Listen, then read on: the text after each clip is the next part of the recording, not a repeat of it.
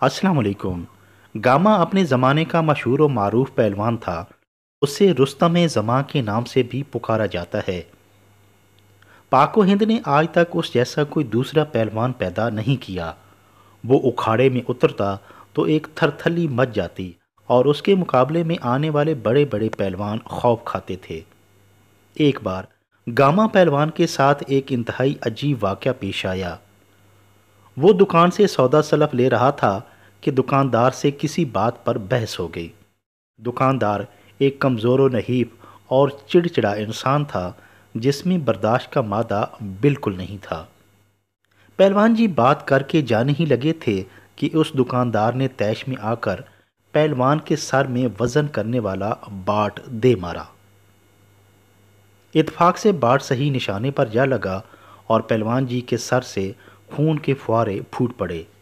یہ دیکھتے ہی دکاندار کے اوسان خطا ہو گئے کہ پہلوان سے پنگا لینا بہت بھاری پڑے گا۔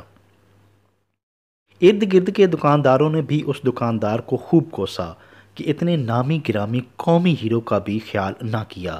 بس اب تیار ہو جاؤ، اس کا بھاری بھرکم ایک ہی تھپڑ تجھے اگلے جہان پہنچا دے گا۔ بڑی غلط جگہ تو نے پنگا لیا ہے، بس اب اپنی خیر منا۔ خوف سے دکاندار کی حالت غیر ہونے لگی اور وہ تھر تھر کانپنے لگا۔ اگلا منظر بہت ہی حیران کن اور غیر متوقع تھا۔ راگیر اور دیگر دکاندار بھاگ کر مدد کے لیے پہنچے اور لہو لہان پہلوان سے اظہار ہمدردی کرنے لگے۔ گامے نے سب کا شکریہ ادا کیا اور گلے میں ڈالے ہوئے مفرل سے سر کو اچھی طرح باندھ دیا اور چپ چاپ گھر لوٹ گیا۔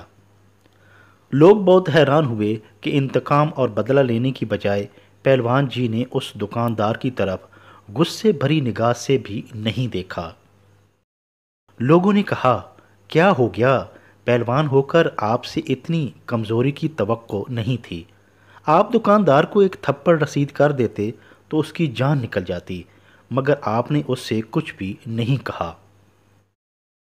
گاما پہلوان مسکرایا اور لوگوں کے تجسس کو بھانپتے ہوئے جواب دیا کہ میری بات غور سے سنو اور اسے اپنے پلے باندھ لو، زندگی بھر کام آئے گی۔ مجھے میری جسمانی طاقت اور قوت نے پہلوان نہیں بنایا، بلکہ میری برداشت نے پہلوان بنایا ہے، اور میں اس وقت تک رستم زمان رہوں گا جب تک میری قوت برداشت میرا ساتھ دے گی۔ پہلوان جی کی حکمت بھری بات سن کر لوگ واہ واہ کرنے لگے اور اسے داد دیتے ہوئے رخصت ہو گئے۔ کہا جاتا ہے کہ پہلوان وہ نہیں جو کسی کو پچھاڑ دے، بلکہ پہلوان وہ ہے جو اپنے غصے پر قابو پا لے۔ انسان کا اصل حسن اس کی قوت برداشت میں پنہاں ہے۔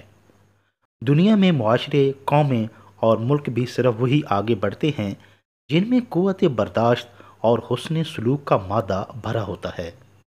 دوسرے انسان کی رائے، خیال اور اختلاف کو برداشت کر کے اچھی اور تعمیری سوچ کو پروان چڑھایا جا سکتا ہے، جو کہ ملک و قوم کی ترقی کے لیے بڑی اہمیت کی حامل ہے۔